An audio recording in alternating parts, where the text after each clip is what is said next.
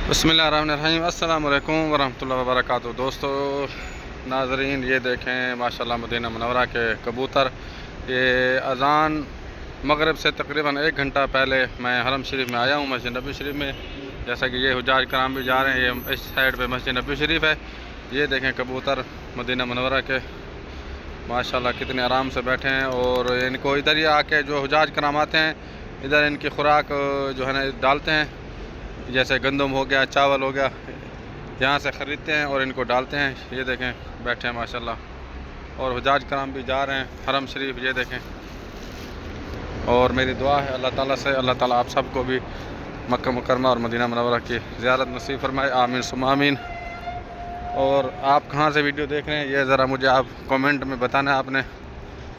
और मेरी दुआ है अल्लाह ताला आप सबको भी मक्का मदीना दिखाए। मगरिब में तकरीबन 1 घंटा बाकी है और मैं जा रहा हूँ इधर काम एक किसी के पास, दोस्त के पास। तो ये सामने जो आपको नज़र आ रही है मस्जिद बिलाल मदीना मुनव्वरा की, ये देखें जी।